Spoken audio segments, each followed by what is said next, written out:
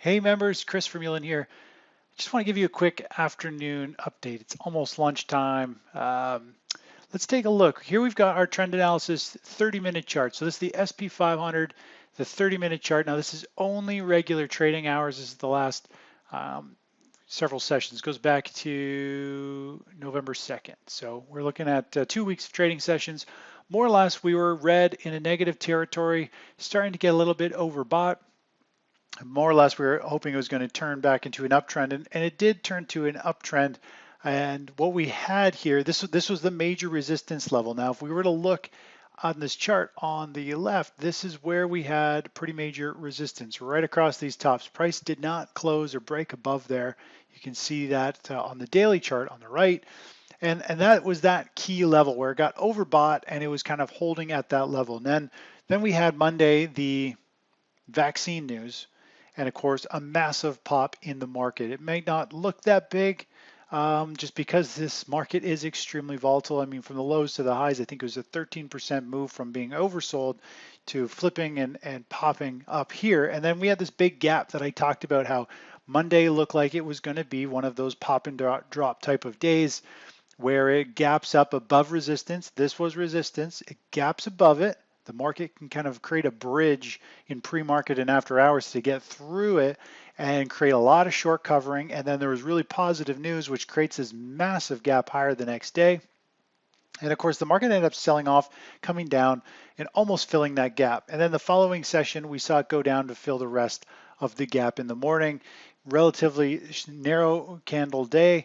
And then yesterday and today, we're seeing it kind of continue to move a little sideways and consolidate. Now, what I want to show you here is we know gaps tend to get filled. So if we were to just look at this pattern, the SP 500 is, I'm gonna just grab this next tool here if I can grab it.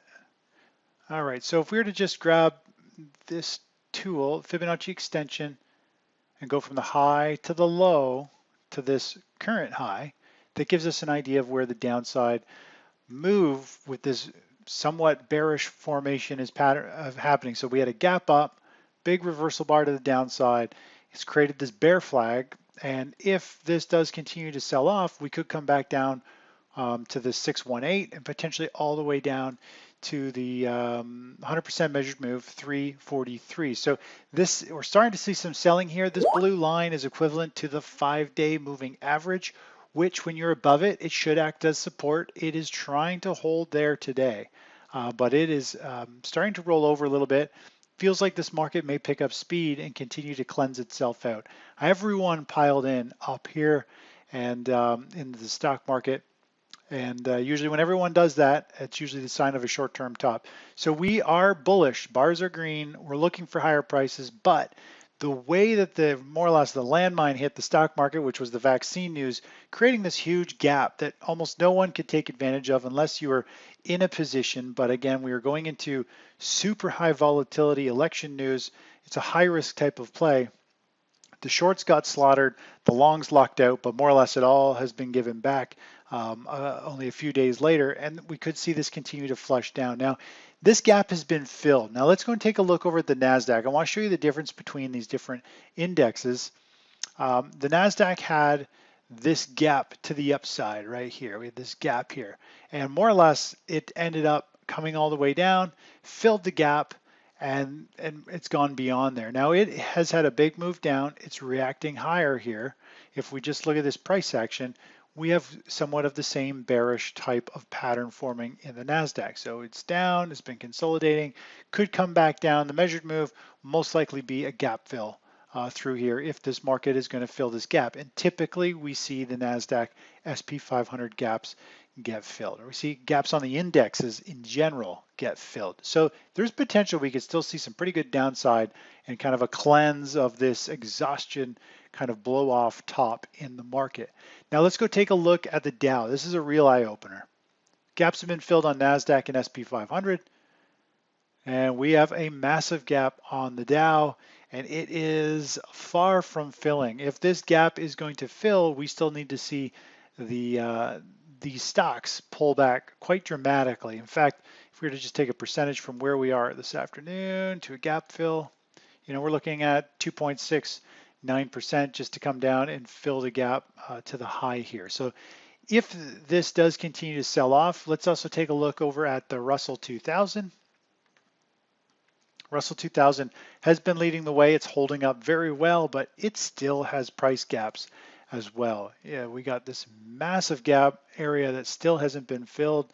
There's actually another gap down over here as well. Probably the same on the Dow. I didn't look down there, but there are some gaps to be filled in this market, and we could see this flush down. If you look at this big bar on the daily chart where it gaps up, gapped up over 7%, rallied up a little bit more, and then got completely hammered, we could see this pattern come down and fill this big gap on the daily chart.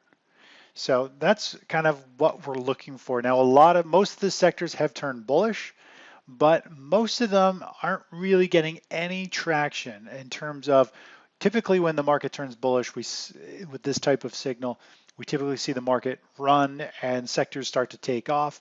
The reality is most sectors are not generating those moves. It's not generating real gains. They're not following through with this move. So we are a little hesitant here.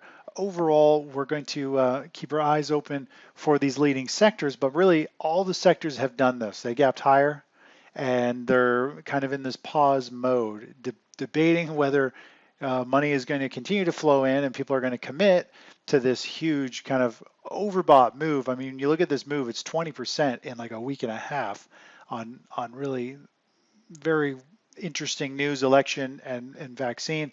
Or we're going to pull back very quickly and we could see this correct in easy 5 or 10% the stock market index, the Russell 2000 in terms of percentage wise. So that's where we are. This landmine, this huge gap and run up has created this big move. If we go look at a lot of different sectors here, take a look at clean energy.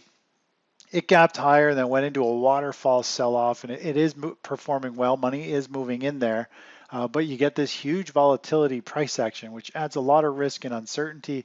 If we look at the SMH, the semiconductors sector, it also cleansed down. It did come down and pretty much filled this gap. I would say that's close enough. I mean, this isn't the index, so it doesn't have to fill perfectly on an ETF. Generally, we see price gaps get filled, but it's not the same. The key is with the indexes getting filled. If we look at, let's take a look at the transportation index. Transportation index gapped higher. It's been holding up fairly well. The transportation, the Dow, the Russell 2000 small caps, they all have a very similar chart where they've pulled back from the highs, they're consolidating. They're actually holding up very nicely. They're above the 5-day, and they are leading this market at this point. They're doing very, very well. Let's take a look at TAN real quick. It's similar to the clean energy, but when you look at it, it's a pretty noisy chart. The daily chart was, there's been, I wrote an article about it back over here, and this is when a lot of traders on Robinhood all piled into it. And when you see everyone from Robinhood piling into a sector, short term, it's most likely done. It becomes a crowded trade, and we saw a big pullback from there. But now we're getting back into these huge blow-off spikes and volatility. Definitely high volatility, lots of risk in most of these leading sectors. They've all had these big gaps and drops. So this is the problem, is there's a lot of volatility and there isn't a clear direction. I mean, the bias and the trend is up, but all these sectors are pretty much in these huge ranges between the highs and the lows. And if we were to just throw, a level to get an idea, these leading sectors, I mean, we're looking at 25% swing in price that can happen in only a few trading sessions. So that's why we're kind of trying to let the market gauge out, maybe flag out, build a base, and hopefully the leaders will hold up and base higher versus the laggards will be underperforming, and we'll get some type of signal. The more it can consolidate, the more the kind of volatility, the random volatility will come out of the picture, because here we've got the whipsaws to the downside, the upside, the downside. We need some type of stability here. So that's what we're kind of looking and waiting for in this market. We may get long an ETF here this week before the week is over, but we'll see how things play out. And that's where we stand in the markets overall. Anyways, hope that gives you some insight. Talk to you soon. Bye-bye.